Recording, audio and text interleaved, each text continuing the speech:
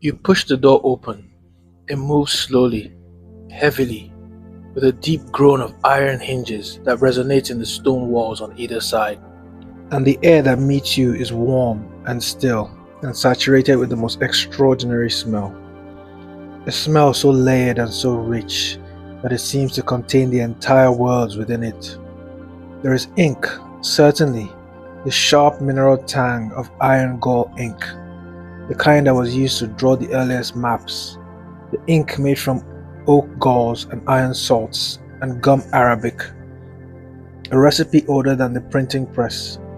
There is paper too, the warm vanilla tinged scent of old paper, of fibers that have been slowly releasing their chemistry into the air for decades, creating that unmistakable smell that anyone who has ever loved a library will recognize immediately. And there is wood, the dark resinous warmth of the oak shelves, and the pine floorboards, and the cedar drawers of the great map chest that dominates the center of the room. The room is a study, a real study, the kind that exists not as a statement of taste, but as a working space for a mind that has spent a lifetime in the careful, devoted business of understanding the world and putting it down on paper. Shelves line every wall, floor to ceiling, and they are filled not only with books, though there are hundreds of books, their spines a landscape of faded leather and gold lettering, but with road maps in leather tubes, stacks of charts tied with ribbon, boxes of instruments, jars of pigments, bundles of quills, and small wooden models of mountains and harbors and river systems that Lewin has built to help him understand the shapes of the land. And there, at a broad desk by the window, seated in a high back chair that has been molded over the years to the exact shape of his body, is Lewin himself. He is an old man, not ancient but deeply comfortably old, the kind of old that carries authority without stiffness and wisdom without severity. His hair is white and thick and swept back from a forehead that is lined with the creases of a lifetime of concentration and curiosity. His eyes, behind round spectacles with thin silver frames, are the grey blue of the Ford outside, and they hold them in a quality of quiet wonder, as though even after all these years, the world still surprises and delights him. His hands are stained with ink, not just on the fingertips but deep into the creases of his palms and knuckles, a permanent honorable mark of his trade. He looks up from his work and regards you over the top of his spectacles with an expression of mild, welcoming surprise. "Ah," he says, his voice low and slightly rough, like the sound of a page being turned into a heavy book. "Good evening. Come in. I was just finishing this." He gestures with his pen toward the map on his desk, and you step closer to look. It is beautiful. The map is drawn on a single large sheet of heavy cream paper, and it depicts a section of coastline that you recognize as the fjord outside the window, though rendered with a precision and an artistry that transform it from mere geography into something like a portrait. The lines of the shore are drawn in ink so fine it looks as though it was laid down, not with a pen, but with a single hair. Each curve and headland captured with the exactness that speak of years of looking, years of walking the shore with a notebook and a compass and an eye trained to see what is truly there rather than what the mind expects to see. But it is the colors that hold you. Lewin has washed up the map with watercolor, and each tone has been mixed with the care and subtlety of a painter working on a canvas. The water of the fjord is not a single blue, but a dozen blues, graduating from the deep indigo of the central channel to the pale, almost green blue of the shallows near the shore. The mountains are rendered in washes of grey and violet and the softest brown, each one slightly a different shade, so that you can almost feel the distance between them. The way the far peaks are paler and hazier than the near ones. The way the light softens and blurs with the distance.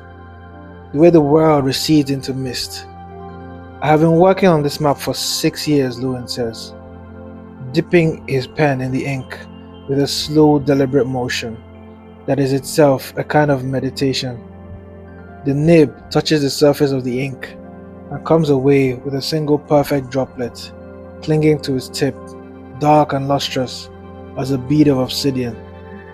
He brings the pen to the paper and draws a line so fine, so steady, so perfectly controlled that watching it appear is like watching a spider spin a thread of silk, effortless, inevitable, and quietly miraculous.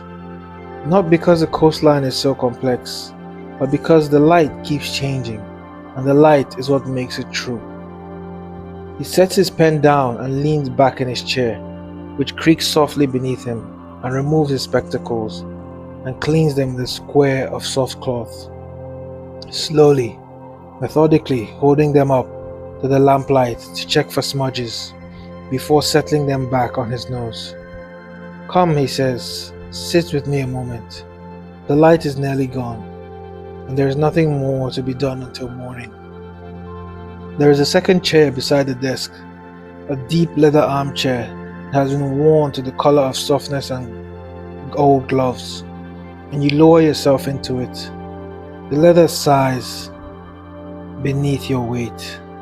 The cushion receives you with a slow, yielding embrace, and you feel the day's last tension leave your body, flowing out through the soles of your feet and into the ancient pine floorboards beneath them. On the desk, beside the map, a small oil lamp burns with a steady golden flame that casts a warm, intimate light over the paper and the instruments and Lewin's ink-stained hands. "Sometimes I think," he says, looking at the map with an expression of quiet fondness, the way one might look at a sleeping child, that the purpose of a map is not to show you where things are, but to remind you that the world is larger and more beautiful than you can hold in your mind at any one time. Every map is an act of faith, a belief that the world can be known, and that knowing it is a form of love. He opens a drawer in the desk and takes out a small magnifying glass with a brass handle, worn smooth by years of use. He holds it over a corner of the map, and through the lens you can see details that were invisible to the naked eye. Tiny trees drawn individually along the shoreline, each one a different species. A miniature boat on the fjord, its sail no larger than a grain of rice, rendered with 3 perfect strokes of the pen, and there, in the margin, a tiny illustration of a bird in flight, its wings spread, its body no larger than a comma, but drawn with such precision that you can identify it as an eagle. You look up from the map and out through the window. The twilight has deepened. The fjord is a sheet of dark silver now, and the mountains on the far shore have become silhouettes, their outlines soft and dark against the sky that is the color of plums, fading upward into a deep clear blue, where the first star has appeared, small and bright and steady, a single point of light in the vast, quiet darkness. Lewin reaches for a ceramic pot on the corner of his desk and pours 2 cups of tea. The tea is dark and fragrant, a blend of something smoky and something floral, and the steam rises from the cups in thin curling threads that catch the lamplight and glow gold for an instant, before dissolving into the warm air of the study. You wrap your hands around the cup and feel its warmth enter you, and you take a sip, and the tea tastes of wood smoke and wild roses and the deep, loamy sweetness of rain-soaked earth. And it is the taste of this place, this room, this evening, distilled into a single warm, slow-moving stream. The clock on the mantelpiece ticks, the lamp burns, the river murmurs below, and the two of you sit together there in the warm, ink-scented quiet of the study, and the map lies between you, a small, beautiful act of attention, a record of one man's long and loving gaze at the world, and the star outside the window grows brighter, and the twilight deepens, and everything is still. And now the study begins to soften at its edges. The bookshelves recede into a warm amber blur. The instruments on the shelves lose their sharp outlines and become shapes of quiet gold, like objects seen through very old glass.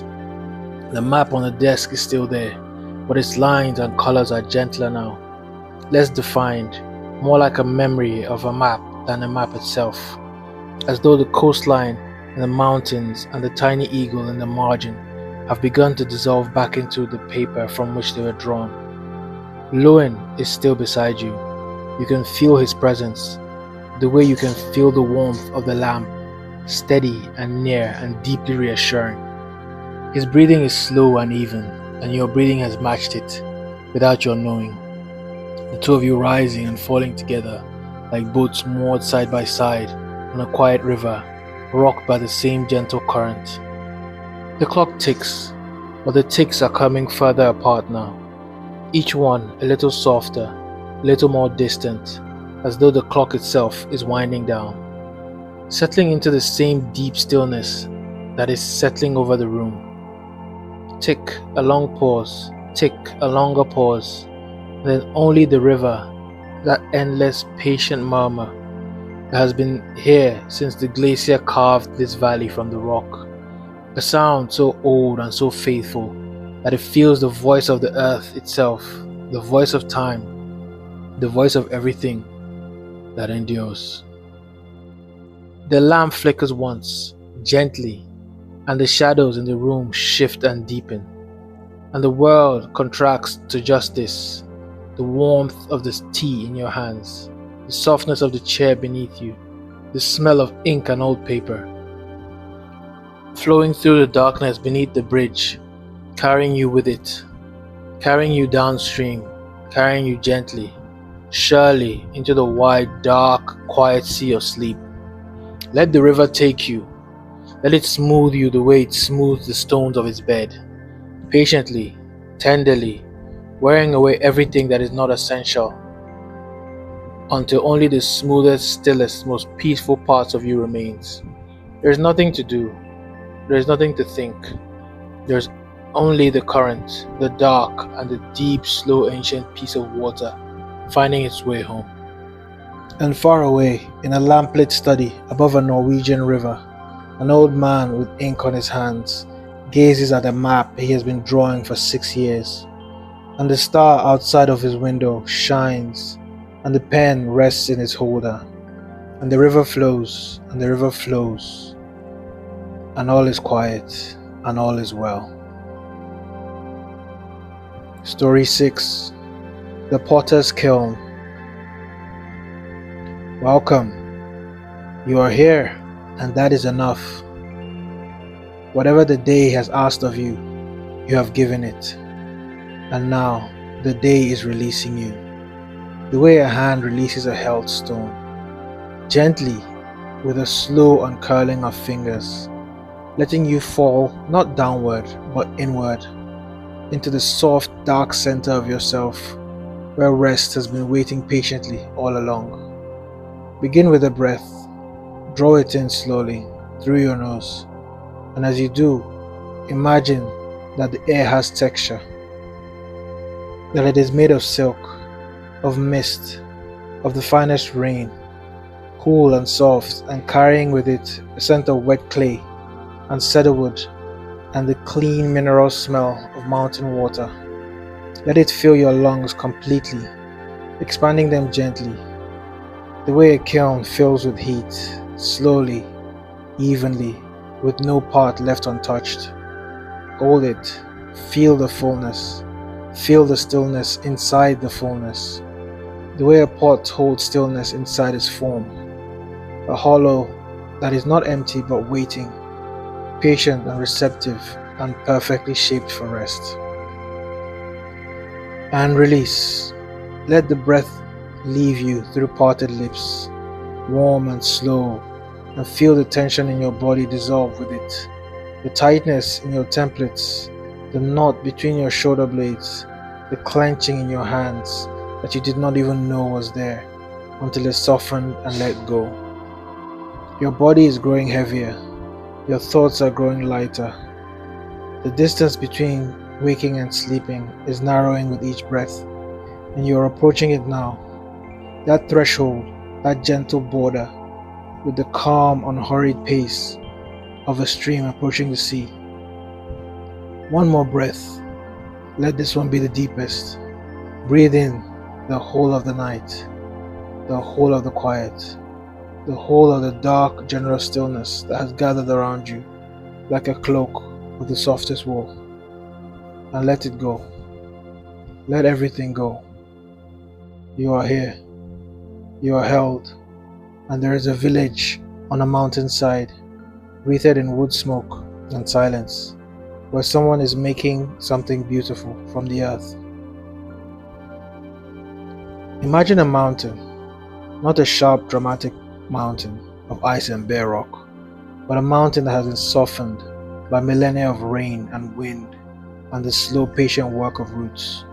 A mountain whose slopes are covered from the base to summit in a dense, ancient forest of cedar and hinoki cypress. Their trunks rising straight and dark and impossibly tall, like the pillars of a cathedral whose roof is the sky.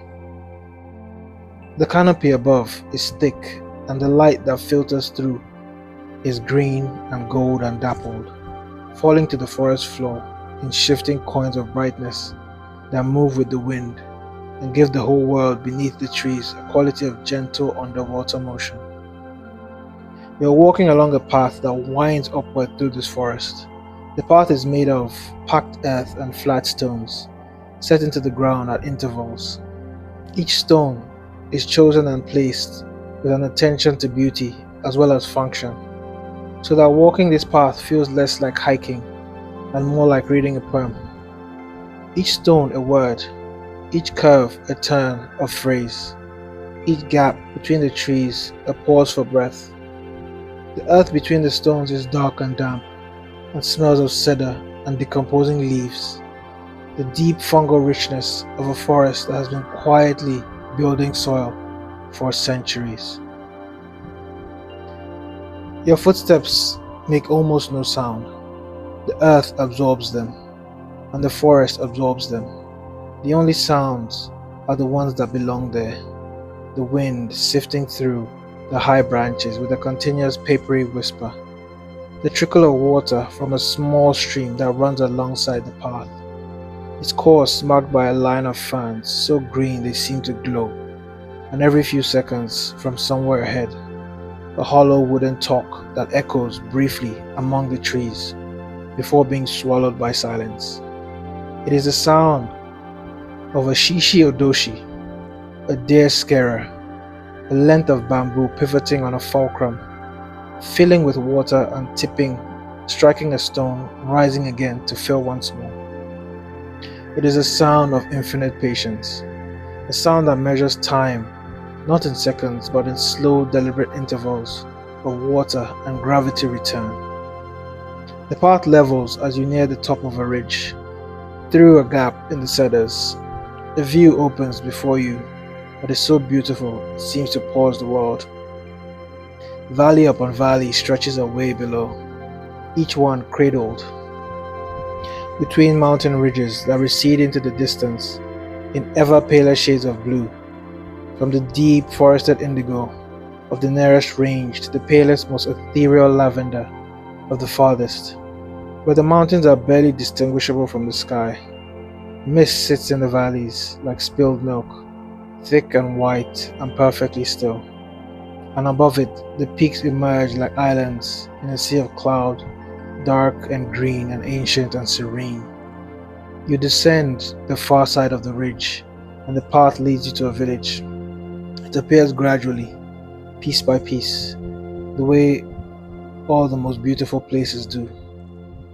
First a stone wall, half hidden by moss, then a wooden gate, then the corner of a roof with tiles the color of dark charcoal arranged in overlapping rows that look like the scales of a sleeping dragon. Then more roofs, more walls, a narrow lane of beaten earth bordered by bamboo fences with tied dark twine. This is Emberstone. The village is tiny, a dozen buildings at most, arranged along the slope with a sensitivity to the land that makes them seem less built than grown, as though the mountain itself decided to produce them the way it produces trees and stones and streams. The walls are a combination of dark timber and pale clay, and the contrast between the two gives each building a ceramic elegance that is both stark and warm. Sliding doors of translucent paper grow from within a soft amber light. The persimmon tree stands in a small courtyard, its branches bare but for three remaining fruits, each one a perfect sphere of deep orange that seems to pulse with color against the muted grays and greens of the surrounding stone and wood. The lane leads you past a small shrine tucked into a recess in the hillside. Its miniature wooden gate painted a faded vermilion, a single offering of rice and a spray of winter camellias placed on the stone before it. Past the house, where an elderly man sits on the engawa, the raised wooden veranda, raising a book by the light of a paper lantern. He reads as his face is calm and absorbed, his stocking feet resting on a cushion. Past the garden, where a stone-filled basin with water reflects the darkening sky, and a single maple leaf, deep red, rests on its surface. Motionless as though it had been placed there by an artist who understood that sometimes one leaf is enough. At the end of the lane, where the village meets the forest again, there's a workshop. You know it's a workshop because of the chimney, a sturdy, square structure of brick that rises from a low, wide building set into the hillside, and from this chimney, a thin plume of smoke rises into the still air, pale grey against the darkening sky, carrying with it a scent that is unlike any other. The deep mineral heat of a kiln, the smell of transformed earth, of clay becoming ceramic, of matter crossing the threshold from soft to hard, from yielding to enduring. The door of the workshop is a sliding door of dark wood, and as it stands open, you step inside. The air inside is warm and dry and dense with the smell of the kiln, which dominates the far wall of the room. A great arched structure of fire brick, its mouth glowing with a deep pulsing orange that shifts and breathes and sends waves of warmth across the workshop floor in slow rolling tides. The light from the kiln is the primary light in the room, and it gives everything a quality of deep burnished gold, as though the entire workshop has been dipped in amber. Shelves line the walls, and on these shelves, arranged with the casual precision of someone who has lived among their creatures for decades, are pots, bowls, cups, plates, vases, tea caddies, and incense holders, each one unique, each one bearing the marks of the hands that shaped it and the fire that hardened it. The glazes are extraordinary, a blue-gray that shifts to the green at its edges like lichen on a stone, a deep lustrous black that reflects the kiln like light, still water, a warm rusty red that is the exact color of the autumn leaves on the mountainside outside, and a creamy white flecked with gold that looks like the first snow on dark earth. And there, seated on a low stool before a potter's wheel, is Hannah. She is small and still, with a compact centered posture of someone who has spent a lifetime finding balance. Her hair is silver and cut short, and it frames a face that is deeply lined and deeply calm. Each line a record of attention and patience and the slow accumulated joy of a life spent making things with the hands. She wears a simple indigo apron over a grey linen tunic, and her sleeves are rolled to the elbow, revealing forearms dusted with dried clay the color of terracotta. She is working. The wheel turns beneath her hands, driven by a kick of her foot against the flywheel below, and on the wheel a lump of grey clay is rising. It rises the way a thought rises in a quiet mind, slowly, inevitably, taking shape not through force, but through the gentlest, most attentive pressure. Her hands are cupped around the clay, her thumbs pressing inward, her fingers drawing upward, and the clay responds as though it had been waiting for this exactly, yielding and stretching and climbing into a form that is not yet a pot, but is no longer merely clay. A form that exists in space, between intention and material, between the idea and the thing itself. She does not look up. Her attention is absolute, total, a quality of presence so complete that it fills the room the way the warmth of the kiln fills the room. A silent, radiant force. You find a cushion on the floor near the wall and lower yourself into it, crossing your legs, settling your hands in your lap. The cushion is firm and warm, and the floor beneath it is packed earth, smooth and solid. And sitting here feels like sitting on the ground of the mountain itself, connected to something vast and ancient and endlessly patient. The wheel turns, the clay rises. Hannah's hands move with the slowness that is itself a kind of language. Each motion speaking of years of practice, of 10,000 pots thrown and trimmed and glazed and fired, of failures that taught as much as successes, of the long quiet apprenticeship of learning to listen to the clay, to feel what it wants, to become a surrender, the desire to control and instead collaborate with the material, to work with it rather than upon it. The clay comes from the mountain, Hannah says, a voice soft and unhurried, measured as the turning of the wheel. I dig it myself from a place about an hour's walk above the village, where a stream has cut through a bank of red death. I carry it back on buckets, I soak it, I strain it, I wedge it.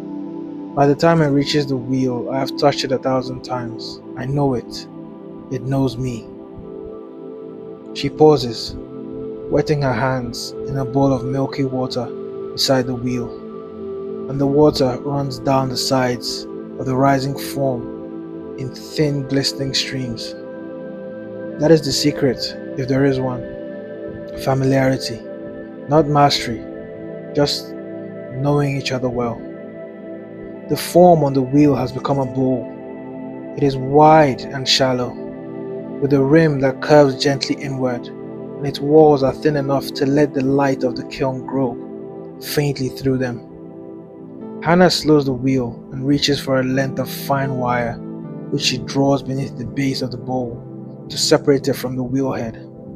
Then she lifts it gently, with both hands, the way one might lift a sleeping bird, and carries it to a wooden shelf where 12 other freshly thrown pieces wait in a row, each one drying slowly in the warm air of the workshop. The surface is changing from the dark grey of wet clay to the paler, chalky grey of clay that is beginning to release its water. She returns to the wheel and sits again, but she does not throw another pot. Instead, she reaches for a finished piece from a shelf beside her, a tea bowl, a chawan, small enough to fit in 2 cup palms. It is glazed in a color that takes your breath, a deep mossy green that darkens to the near black at the base and lightens to soft jade at the rim, with a single wandering line of gold where the glaze has crackled and been repaired, a line that traces an irregular path around the bowl like a river, seen from a great height.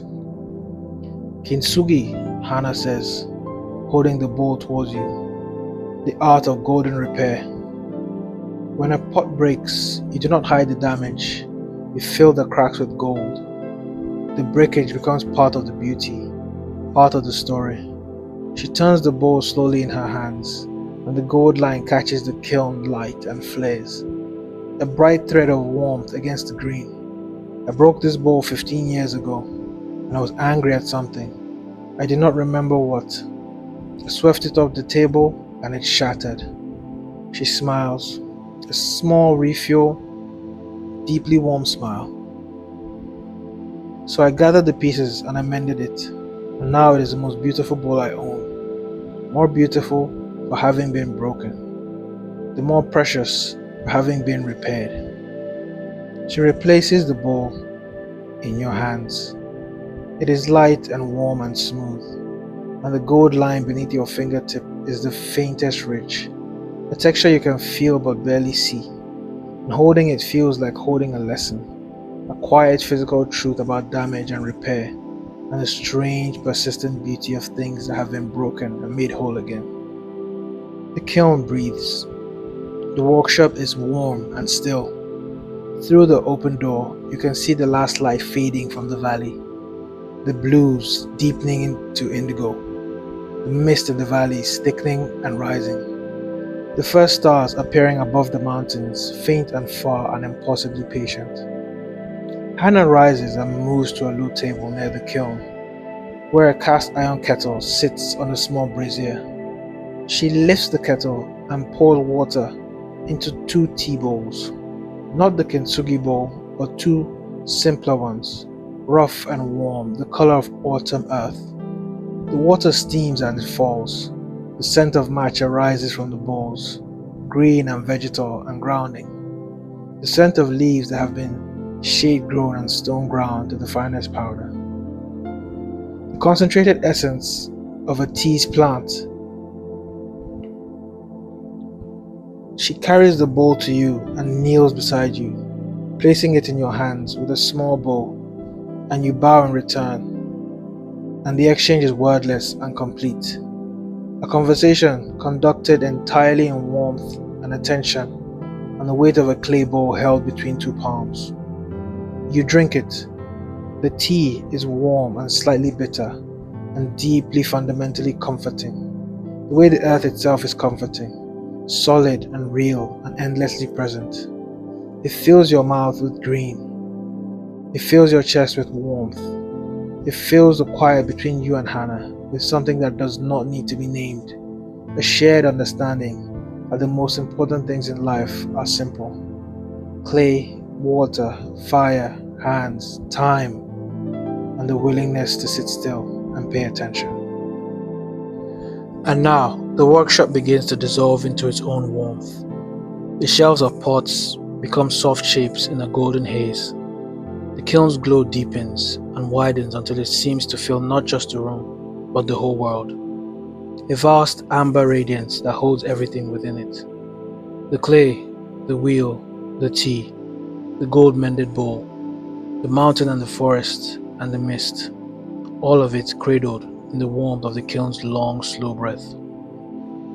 The tea bowl is still in your hands, but the weight is becoming lighter, and the warmth of the tea and warmth of the kiln and warmth of the cushion beneath you are all becoming one warmth, a single, encompassing, borderless heat that is not hot, but perfect. The warmth of the earth's own body, patient and generous and endlessly sustaining. Hannah is beside you still, her presence as steady and as grounding as the clay itself. You can feel her calm the way you can feel the mountain beneath the village, solid and silent and utterly at peace. She does not speak, the wheel does not turn. The kiln breathes in and the kiln breathes out, and with each breath the world grows softer, dimmer, warmer, closer, until there is no distance left between you and the quiet, no space between walking and rest, no difference between the stillness inside you and the stillness of the room. Let the kiln's warmth hold you. Let it surround you the way the earth surrounds a seed in winter, dark and close and full of the promise of rest. There is nothing to do. There is nothing to become. There is only this: the clay returning to the earth, the fire returning to the embers, the breath returning to the silence from which it came, soft and slow and endlessly, endlessly gentle.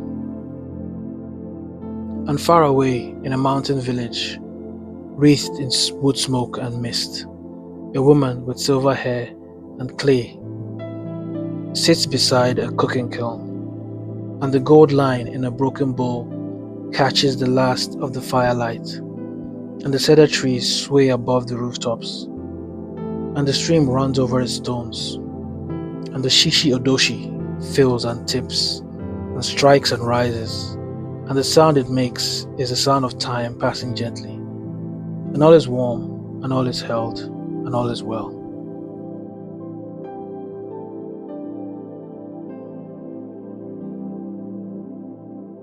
Story 7. The Bookbinder's Attic.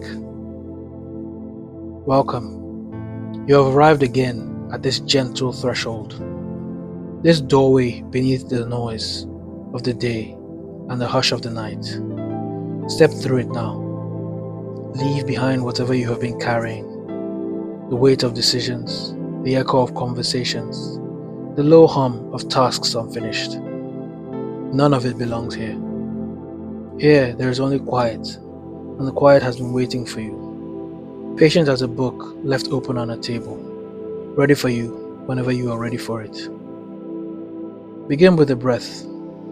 Draw it in slowly through your nose, and imagine the air is soft, like the air inside a room full of old books, warm and still, and carrying within it the scent of paper and linen, and the faintest trace of glue. A scent that is both comforting and strangely sacred. The scent of human thought made physical, of words pressed into pages, and pages bound into covers, and covers set on shelves to wait patiently for the right pair of hands to open them. Hold the breath, let it rest inside your chest like a word resting on a page, still and silent and full of meaning. And now release it. Slowly through your mouth, and feel the day leave with it. Feel your jaw soften. Feel the tiny muscles around your eyes relax. Feel your forehead smooth, as though an invisible hand has passed across it, gentle as a page being turned. One more breath, the longest, slowest one. Breathe in, as though you are drawing into yourself the whole of a quiet afternoon. The golden light slanting through a high window, the dust motes drifting in the beam, the smell of leather and thread, and the particular irreplaceable warmth of a room where someone has been making things with their hands for a very long time. And release. Let yourself sink. Let the night receive you. We are going somewhere gentle now, somewhere made of water and brick and the soft, steady work of careful hands. Imagine rain. Not a storm, not a downpour, but a fine, steady, gentle rain that falls from a sky the color of old pewter. A sky so low and so soft it seems almost within reach, as though you could stretch out your hand and touch the underside of the clouds and find them warm and yielding, like the belly of a sleeping cat.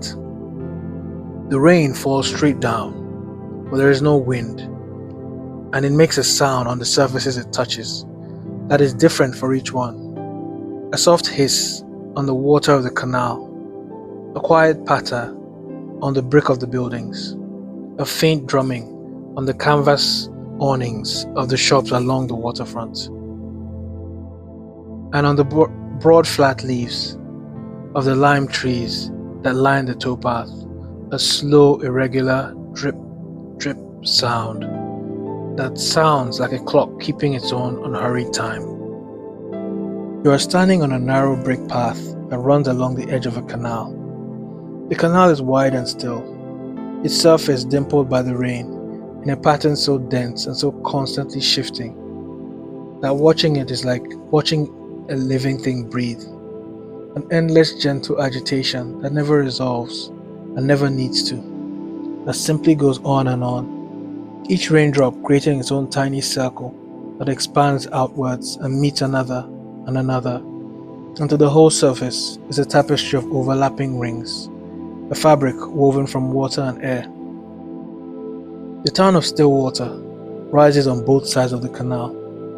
The buildings are tall and narrow, built of dark red brick that has been darkened further by the rain to a deep, rich crimson, almost the color of dried blood and old wine.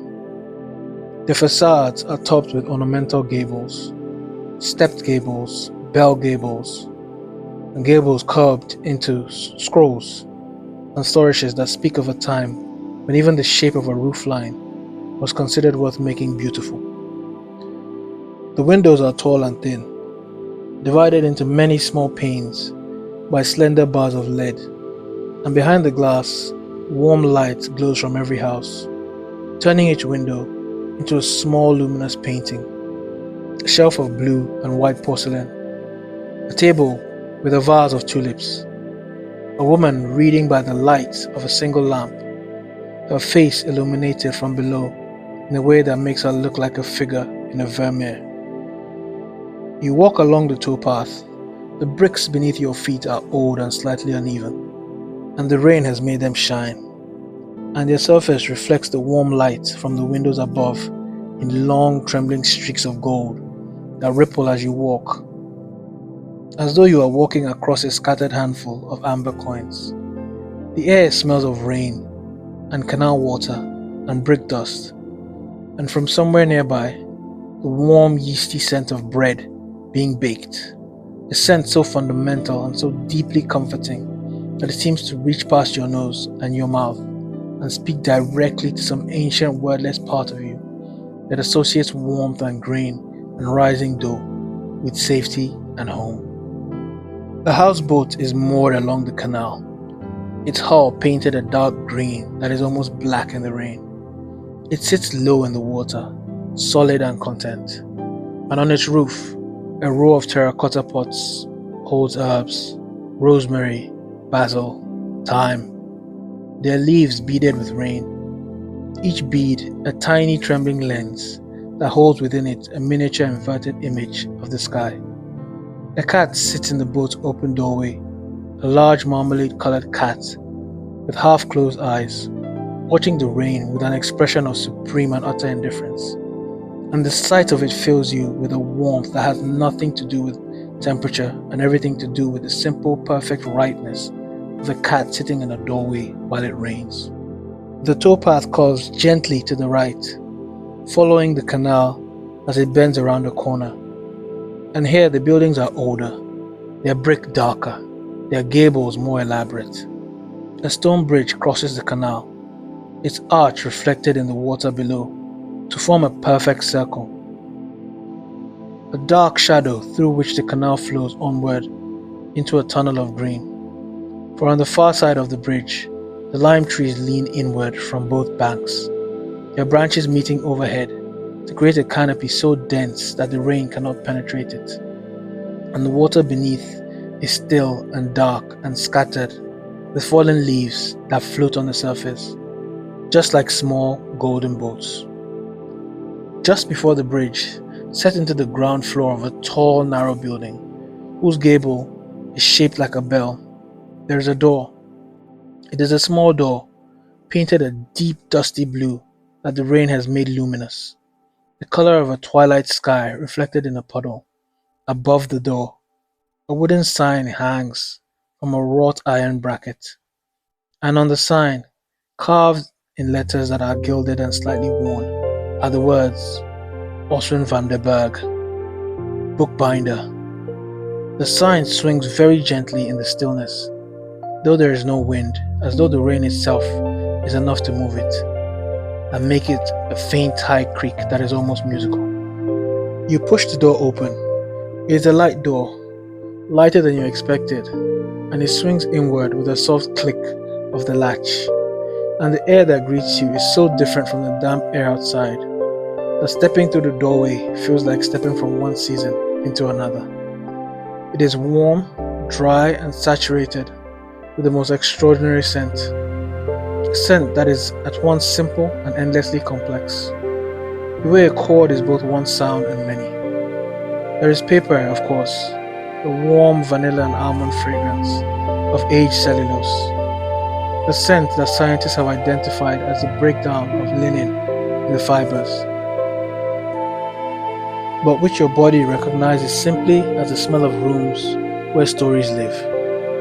There is leather, the rich, slightly tannic smell of calf skin and goat skin, some dyed and some left natural, piled in neat stacks on the shelf beside the door.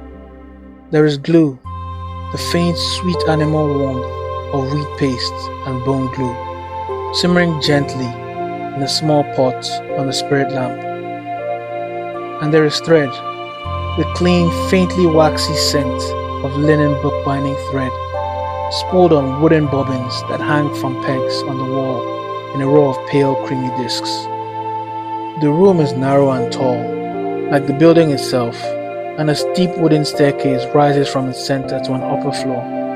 The walls are lined with shelves, and the shelves are filled with books. Not new books, but old ones. Books that have been brought here for repair, for a binding, with a careful loving attention that will give them another 50 or 100 years of life. Some are open on the shelves, their spines exposed, and you can see the delicate architecture of their construction. The signatures of folded pages sewn into cords, the cords laced into boards, the boards covered in leather or cloth. Each layer a testament to the slow, meticulous craft that turned a stack of loose pages into something that can be held and opened and read and passed from hand to hand across generations. "Come up," calls a voice from above. It is a warm voice, a voice that sounds the way the room smells. Papery, gentle, layered with the residue of countless quiet hours. You climb the staircase. The treads creak beneath your feet, each one producing a slightly different note, so that your ascent creates a slow ascending scale, miniature melody of old wood and weight. The attic is where Oswin works. It is the most beautiful workspace you have ever seen. The ceiling slopes on both sides, following the pitch of the roof, and a single dormer window faces the canal. Its glass beaded with rain that catches the light from within and turns each bead into a tiny star. The light in the room comes from three sources: the grey, watery daylight from the window, a brass desk lamp with a green glass shade that casts a warm, focused circle of gold onto the workbench, and a row of candles in brass holders on a shelf, their flames small and steady, casting long, soft shadows that move almost imperceptibly as the candles burn down. Oswin sits at the workbench. He is a man of perhaps 60, though it is hard to tell because his face has the kind of agelessness that comes from being in a life well spent.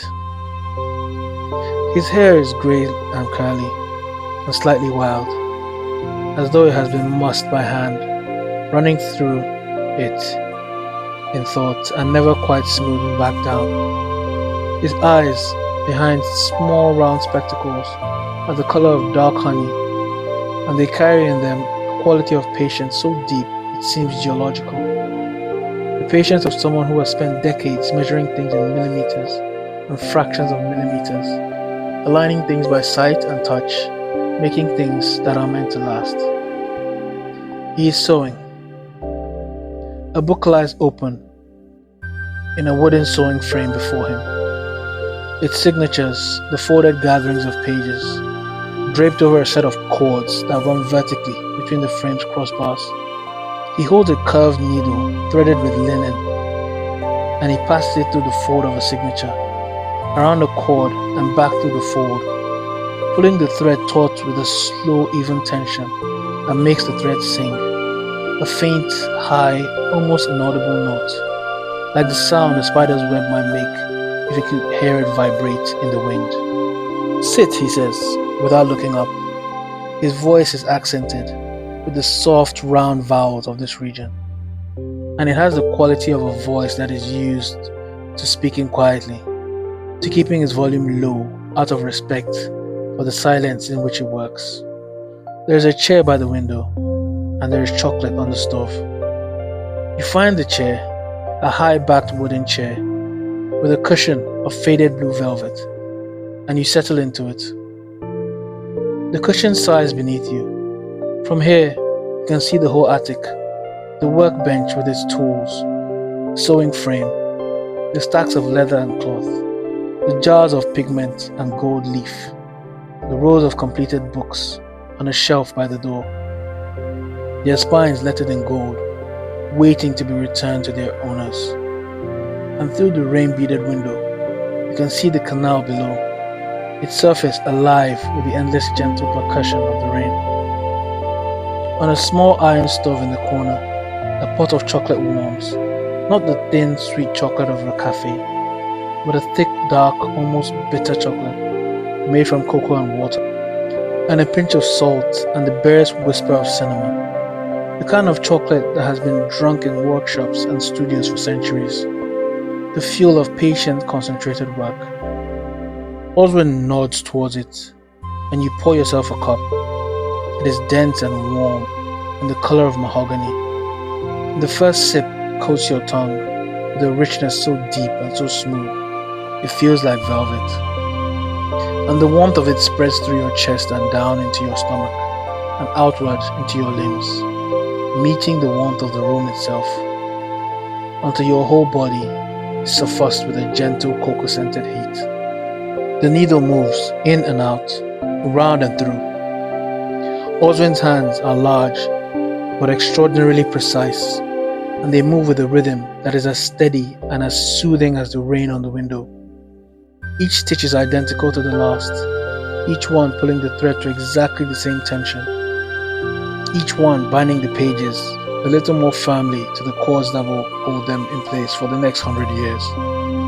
It is the most patient work you have ever witnessed, and there is something deeply, profoundly restful about watching it. Something that tells your nervous system that the world is capable of this kind of care, of this kind of slowness, of this kind of quiet, devoted attention to things that matter.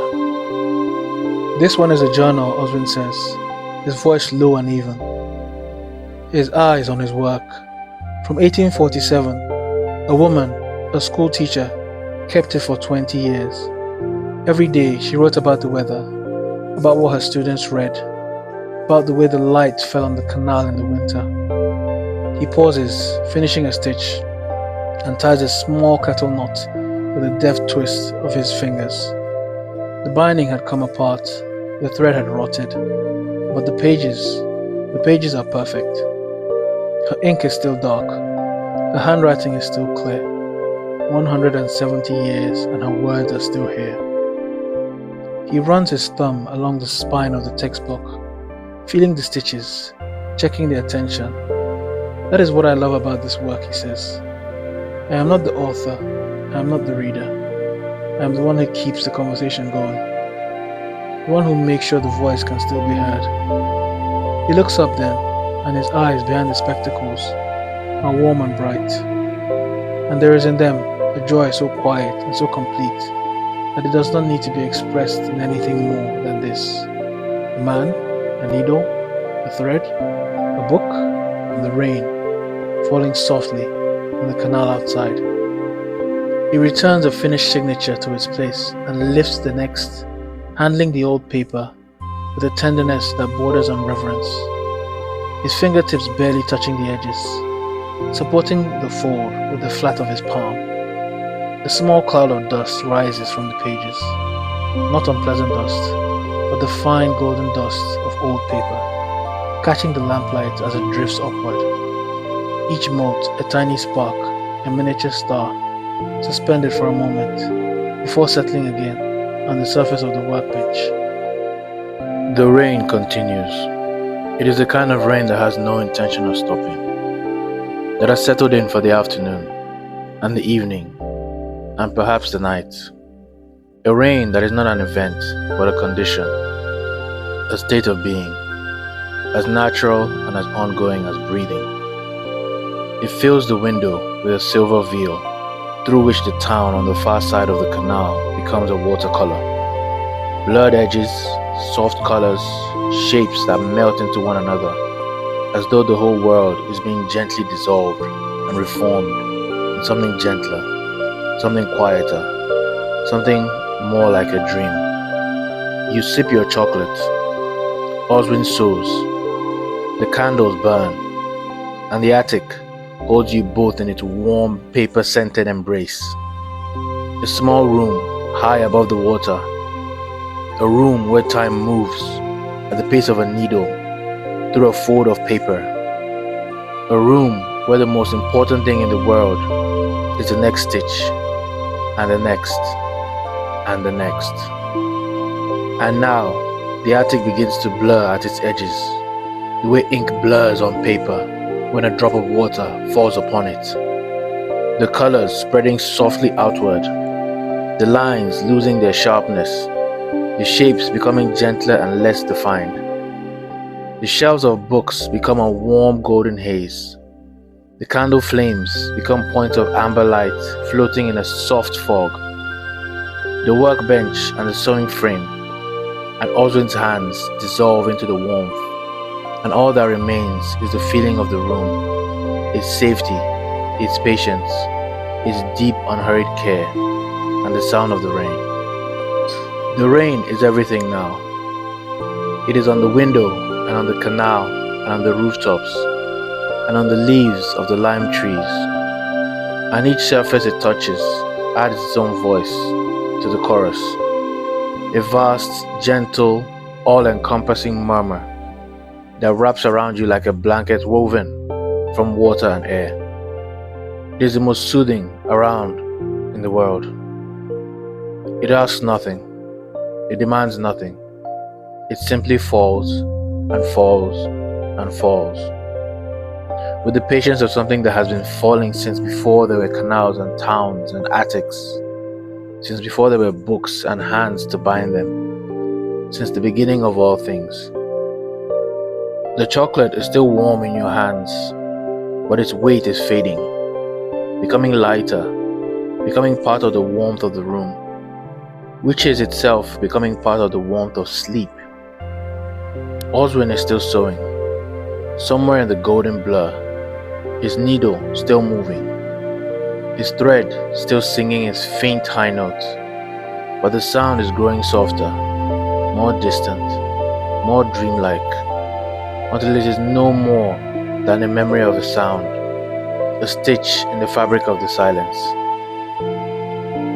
Let the rain hold you, let it wash over you and through you, carrying away the last particles of wakefulness, the way a river carries away silt, gently, gradually, until the water runs clear and still, and all that remains is rest. You are a page in a book that is being closed for the night. Softly, carefully, with the binding intact and the words safe, and the cover drawn shut with a quiet, final, tender pressure. And far away in an attic above a canal, in a town called Stillwater, a man with grey curls and ink-stained hands sews a book that was written before his grandmother was born, and the rain falls on the water, and the candles burn, and the chocolate cools, and the pages hold their words, and the thread holds the pages, and the night holds everything, gently, in its vast and patient hands.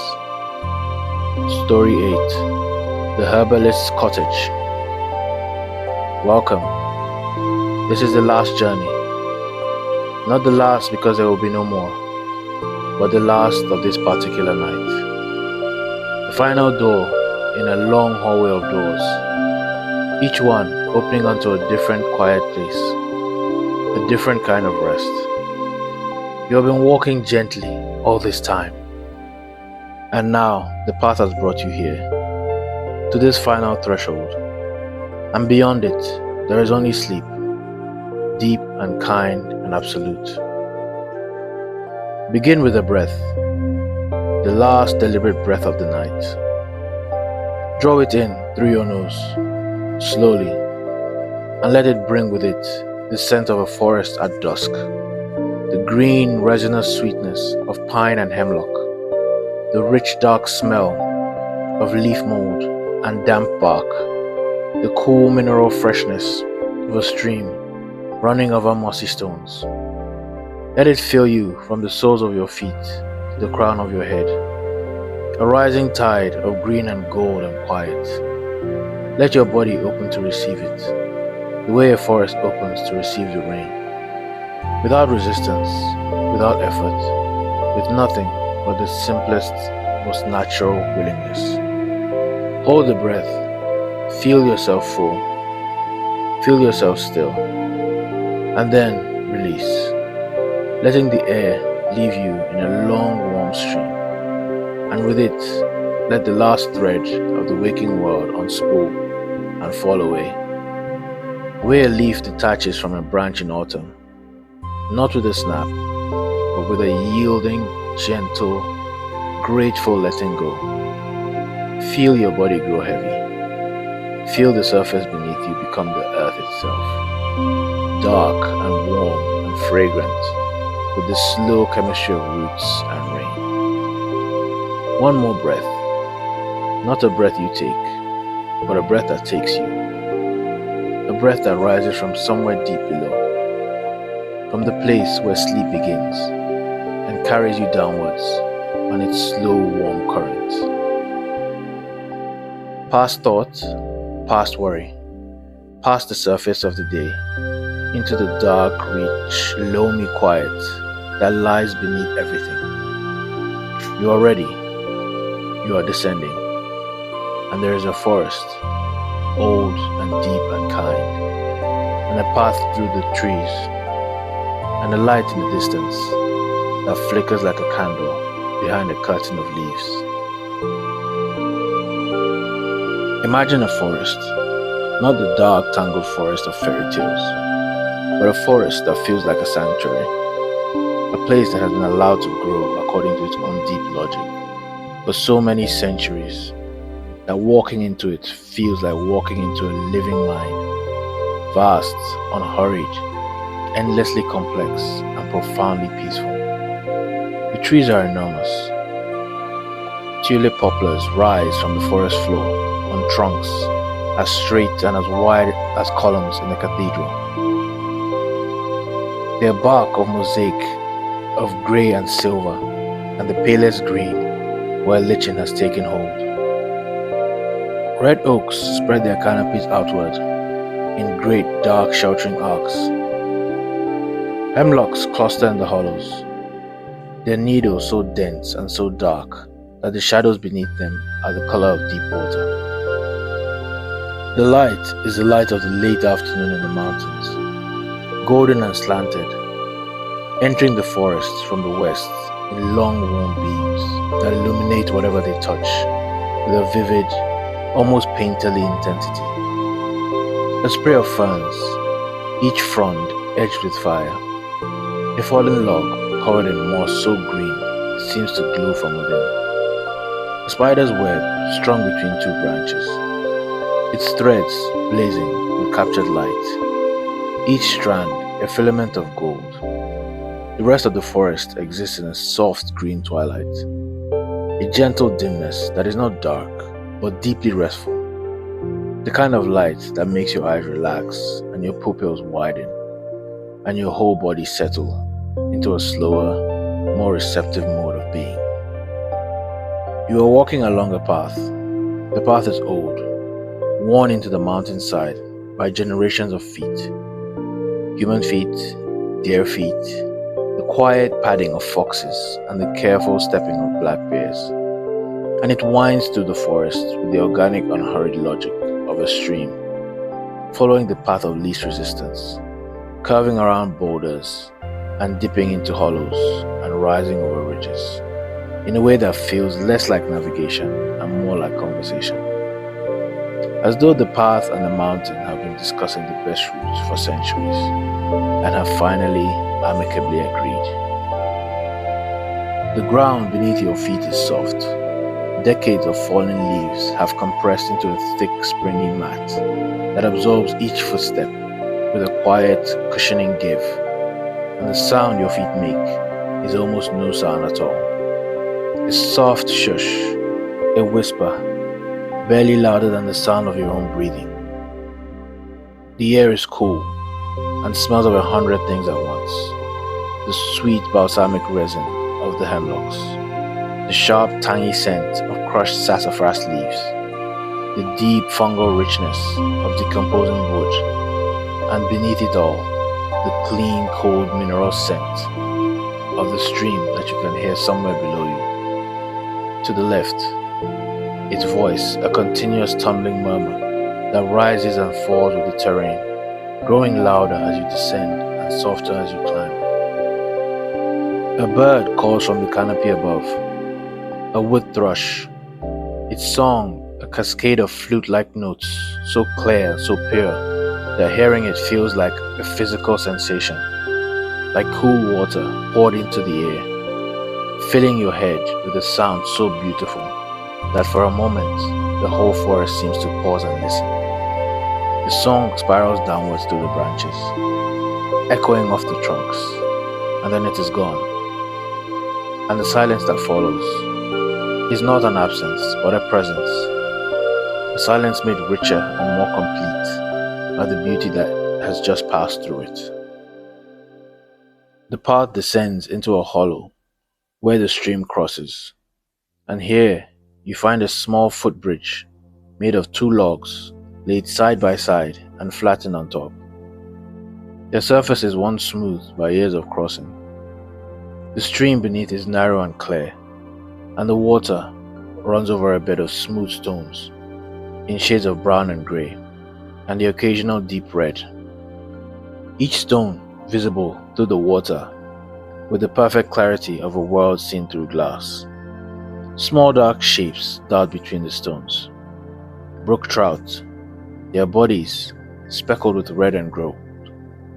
And the water makes a sound as it passes over and between the stones that is not the one sound but many, a layered musical conversation of gurgles and splashes and whispers that is different at every point along the stream, and yet somehow always the same.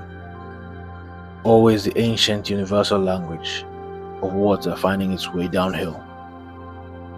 You cross the bridge and climb the far bank, and the path rises gently through a grove of birch trees, whose white bark peels away in thin papery curls that hang from the trunks like scrolls of parchment. The light here is different, brighter, warmer, filtered through the birch leaves into a pale, champagne-colored glow that makes the whole grove feel luminous, as though the trees themselves are the source of the light rather than merely its filters. A chipmunk sits on the fallen branch, its cheeks stuffed with seeds, its tiny paws held before its chest, and it watches you with bright, unafraid eyes, before turning and vanishing into the undergrowth with a rustle so brief it might have been imagined. And then, through the birch trees, you see it. A cottage. It appears the way all the best things in the forest appear. Gradually, half hidden, as though it has been there so long that the forest has grown around it and partly reclaimed it, incorporating it into its own green architecture. The walls are made of logs, dark and weathered to the color of strong coffee, chinked with a pale clay that has dried to the color of cream. The roof is covered in wooden shingles that have turned silver grey with age, and on these shingles a thick carpet of moss has established itself so that the roof is not grey but green. A continuation of the forest floor lifted into the air, and from the moss a few tiny ferns grow, their fronds curling upwards like small green question marks. Smoke rises from a stone chimney. Not much smoke, just a thin blue thread that climbs straight up through the still air and dissolves into the canopy above, carrying with it a scent that stops you in your tracks, the sweet, complex, deeply herbal scent of something being dried or brewed or simmered. A scent made of many plants and no two of them the same. A scent that is both medicinal and comforting, ancient and alive. The scent of a knowledge that was old before books existed. A knowledge carried in hands and mouths and the quiet observation of growing things. The garden is the first thing you enter. It surrounds the cottage on 3 sides, and it is not like any garden you have seen in this atlas of quiet places. It is wild and orderly at the same time, a paradox of cultivation and chaos that somehow works, that somehow produces from its apparent disorder a sense of abundance so rich it is almost overwhelming. Raised beds made of rough-hewn planks overflow with herbs. Sage, its leaves the color of dusty velvet. Thyme, growing in thick fragrant mats. Rosemary, its needles dark and resinous. Comfrey, its broad, hairy leaves reaching outwards like open hands. Between the beds, narrow paths of wood chips wind in irregular curves, and along these paths, jars and bottles and bundles of drying plants are arranged on every available surface, on stumps, on shelves, nailed to fence posts, on the broad flat tops of the stone walls that border the garden. The front door is open. It is not a large door. You have to duck slightly to pass through it, and it is framed by bundles of dried herbs that hang from the lintel in dense, fragrant clusters. Lavender, yarrow, chamomile, lemon balm, each one tied with a length of rough twine and suspended upside down. Their stems pointing skyward, their flowers and leaves dried to a papery rustling. As you pass beneath them, they brush against your hair and your shoulders, and each touch releases a tiny burst of scent, a different note in the complex layered fragrance of this place. The inside of the cottage is warm and dim, and smells so powerfully of herbs that the breathing of air feels like drinking a tea made of the whole forest, concentrated and distilled into this single room. The walls are lined with shelves, and the shelves are lined with jars, hundreds of jars, of every size and shape, made of brown glass and green glass and clear glass and clay, each one labeled in a small angular hand with names that sound like poetry: elderflower, valerian root, passion flower, skullcap, linden blossom, mugwort, oat straw, hops, wild lettuce, California poppy. The jars catch the light from the wood stove and glow in their different colors, amber and green and gold, like a stained glass window made of medicine. A long wooden table runs down the center of the room, and on this table, a mortar and pestle sit beside a cutting board scattered with fresh cut leaves. A ceramic teapot stands near the stove, its spout releasing a thin curl of steam that rises and curls and dissolves in the warm air. And at the far end of the table, seated on a three-legged stool with her back to the stove and a bundle of dried chamomile in her lap, is Win. She is a woman of uncertain age, with face that is both weathered and warm, the face of someone who has spent most of her life outdoors, in all weathers, observing the slow, silent dramas of the plant world with the same attention a scholar gives to a difficult text. Her hair is long and grey and streaked with the last traces of what was once a deep auburn, and it falls loose over her shoulders, threaded here and there with a tiny leaf or a fragment of dried flower. As though the forest itself has decorated her, her hands are small and brown and capable, and they move through the chamomile with a sorting, separating motion that is both efficient and tender. Her fingers knowing by touch which blossoms are ready and which need more time. "Hello," she says, looking up with eyes that are the green of the new leaves in May, bright and clear and full of a gentle, uncomplicated warmth. "I was hoping someone would come. The tea is almost ready." She sets the chamomile aside and rises from her stool, moving to the teapot with the quiet, deliberate grace of someone who never rushes, who has learned from the plants themselves that everything has its season and its pace, and that the best things, the most healing things, cannot be hurried. She lifts the teapot and pours into 2 cups. The cups are handmade, irregular, beautiful, glazed in a soft green that reminds you of moss, and the tea that fills them is a pale gold, the color of late afternoon light, and it smells of chamomile and linden, and something deeper, something rooty and earthy and grounding. Valerian, perhaps? Or the wild lettuce that grows along the stream. She carries a cup to you and places it in your hands, and the warmth of it enters your palms and travels up your arms and settles in your chest like a small, gentle fire. Drink it slowly, Wynne says, returning to her stool. It was made slowly. The chamomile grew all summer in the garden. The linden blossoms I gathered from the tree by the stream in June, when they were at their most fragrant, just before the petals began to fall. The valerian root I dug in the autumn, when the energy of the plant had retreated underground, when all its strength was in the root. She wraps her hands around her own cup and breathes in the steam with her eyes closed. Every cup is a year's work.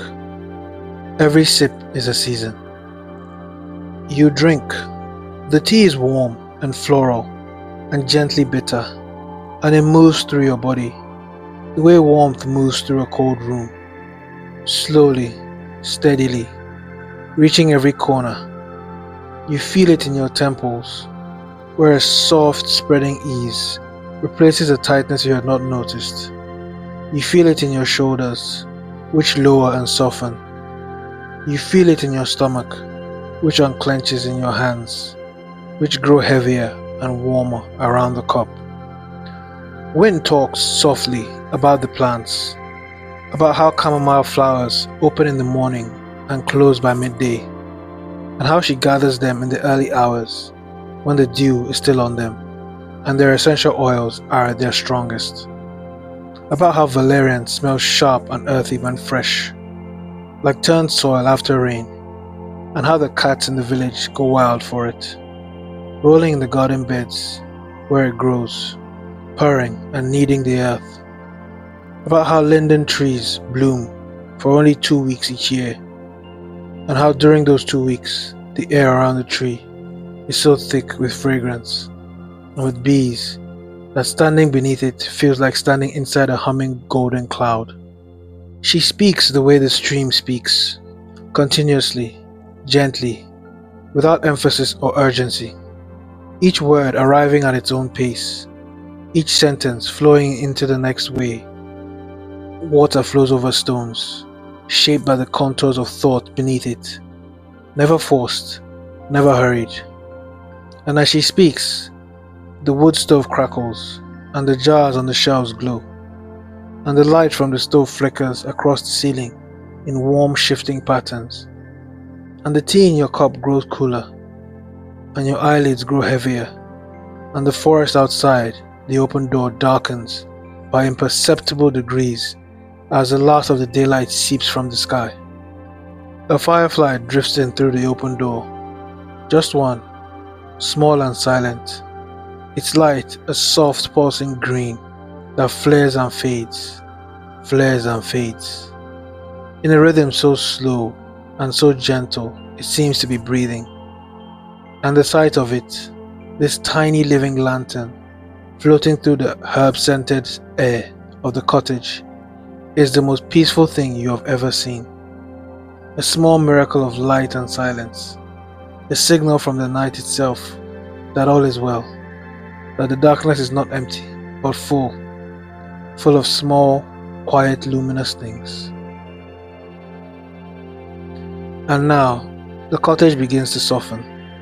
The jars on the shelves lose their edges and become points of colored light, amber and green and gold, floating in a warm darkness like fireflies in a field. The wood stove's glow deepens and spreads, becoming less a fire and more a feeling. A warmth that has no source and no boundary, that simply is, the way the earth is, the way the dark is, vast and generous and endlessly kind. The tea is still in your hands, but it has become weightless.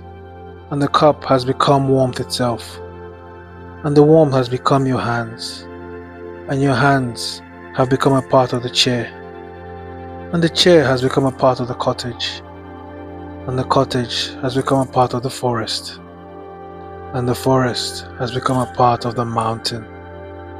Everything is merging, everything is softening, everything is returning to the one great quiet from which it all emerged. Wind is still speaking, somewhere in the warm haze, but her words have become softer than words, more like the sounds the forest makes, the rustle of leaves, the trickle of water, the slow creak of a branch adjusting its weight. Her voice is part of the night now, part of the chorus of gentle sounds that holds the world while it sleeps. And you are part of it too, your breathing and your heartbeat joining the rhythm of the crickets and the stream of the slow, faithful turning of the earth. The firefly is still there, or perhaps it is a dream of a firefly, its light pulsing in the darkness, like a tiny green heartbeat, growing fainter and more distant with each flash, leading you deeper into the dark, deeper into the quiet, deeper into the vast, warm, herb-scented, cricket-singing, stream-murmuring, star-scattered rest that has been waiting for you all along. Patient as a root, quiet as a seed, deep as the oldest forest and the oldest mountain in the world. Let it take you. Let the night take you.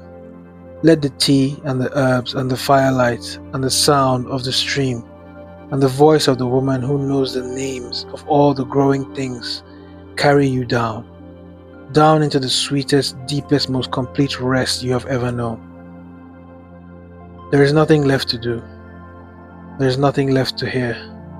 There is only this, the dark, the warmth, the green, the quiet.